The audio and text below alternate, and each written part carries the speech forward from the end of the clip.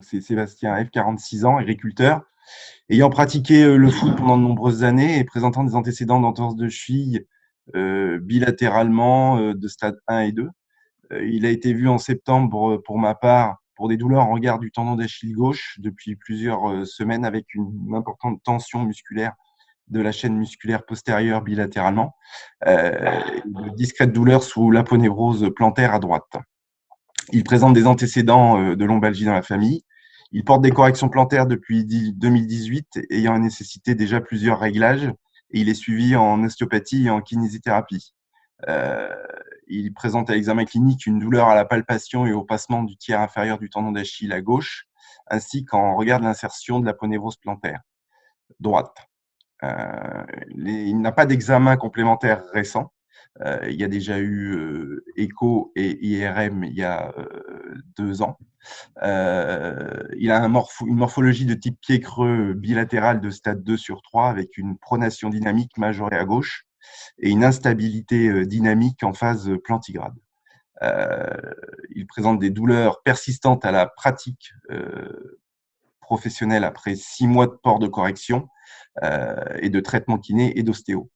D'un point de vue plus divers, il porte des semelles orthopédiques avec une correction asymétrique de la pronation ainsi qu'une correction postérieure permettant de détendre la chaîne musculaire postérieure de Short 30 et de Short 50.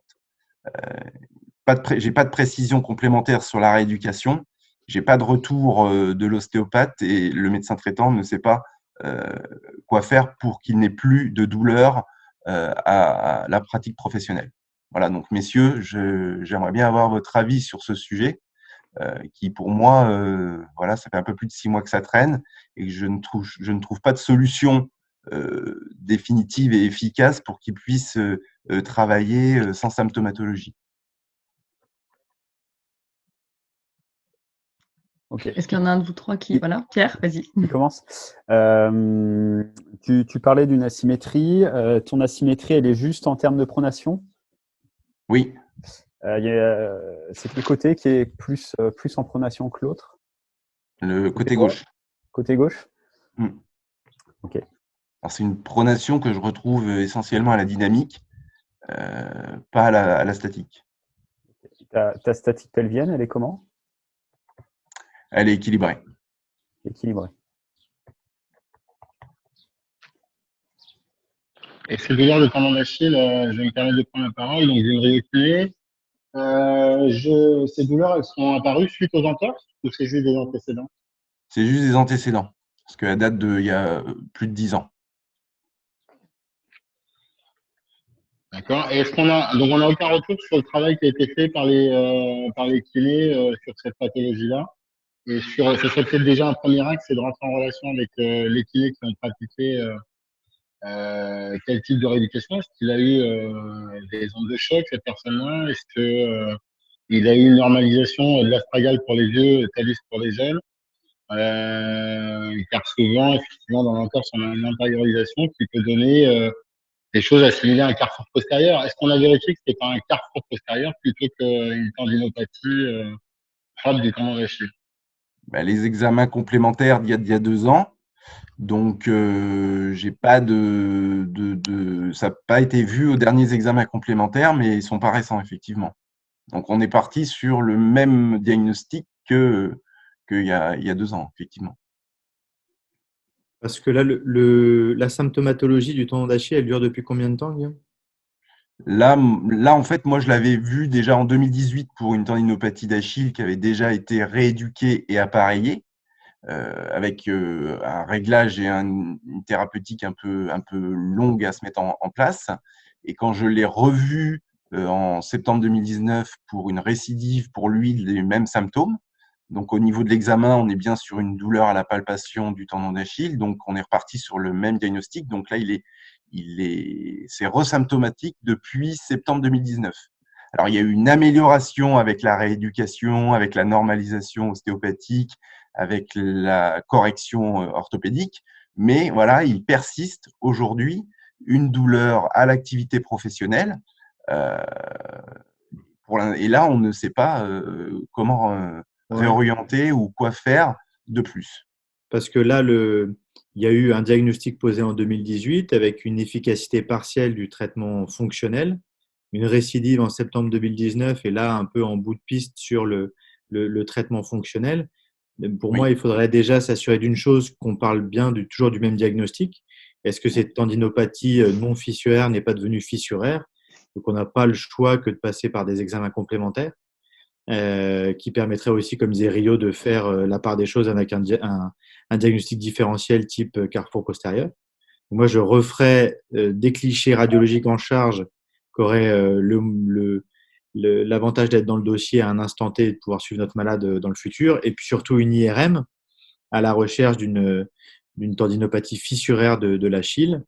Et en cas de confirmation diagnostique, si jamais on est au bout du traitement fonctionnel, je passerai au traitement médical avec une consultation en médecine du sport pour discuter l'intérêt d'une infiltration éco-guidée. Alors, moi, la difficulté, c'est qu'on est confronté à des examens complémentaires qui sont pas très anciens non plus, qui ont quand même 2 ans. Et c'est vrai que c'est toujours difficile de represcrire des examens complémentaires. Donc là, vous me conseilleriez d'aller plus de réorienter vers une médecine sportive pour represcrire des examens complémentaires. Ouais, je pense que là, tu n'as pas le choix que d'avoir de nouveaux examens complémentaires. 2 ans, c'est pas mal, hein. 2 ans, c'est long quand même. Sur des tendinopathies comme ça, un peu dégénératives, à risque fissuraire, 2 ans, c'est quand même assez long. Donc, ouais, moi, je redemanderais un bilan radiologique et IRM. D'accord. Ok, vous reste encore 2 minutes. Juste d'un point de vue traitement, des fois, je sais qu'il faut parfois se méfier un petit peu sur les chaînes postérieures un peu hypertoniques. La mise en décharge, c'est une bonne idée pour traiter la douleur dans un premier temps. Des fois, il vaut peut-être mieux aller à l'inverse pour traiter la cause. Peut-être partir sur de la BRC posturo, vraiment pour qui paraît être à l'inverse, mais des fois qui sur le long terme peut très bien traiter aussi. Ok. Il y a une question. D'accord, vous répondez en même temps. Voilà. Il y a Jérémy qui voulait savoir si donc il y avait un traitement médical des INS ou des anticholestérols qui étaient mis.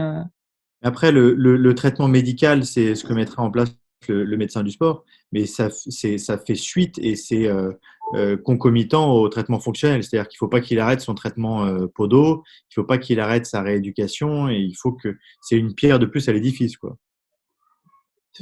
Faut pas dire la podologie, la kiné n'a pas marché, on arrête, on fait de la médecine. Non, non, c'est une corde de plus à l'arc.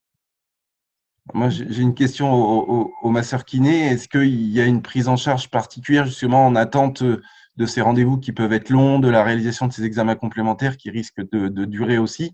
Est-ce que je peux le réorienter vers son kiné pour qu'il lui mette en place un protocole particulier ou là, on arrive au bout de…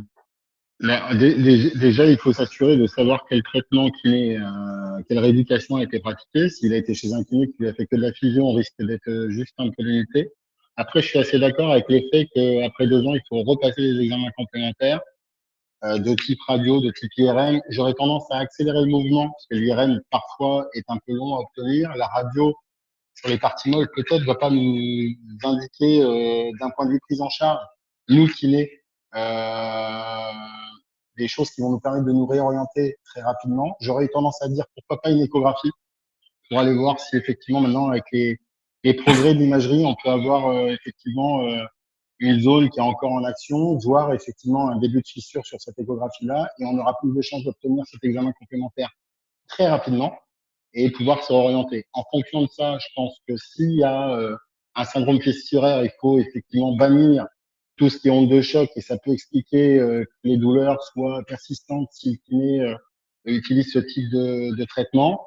Je pense par contre qu'il y a un traitement de rééducation de type excentrique, protocole dit de Stalich, des choses qui peuvent être orientées vers de l'autorééducation si ça n'a pas été tenté. Il faudra effectivement rentrer en contact avec le kiné pour qu'il puisse effectivement, peut-être réorienter sur la stratégie thérapeutique. Il faut avoir tout verrouillé pour pouvoir effectivement se dire que la rééducation a échoué. Merci.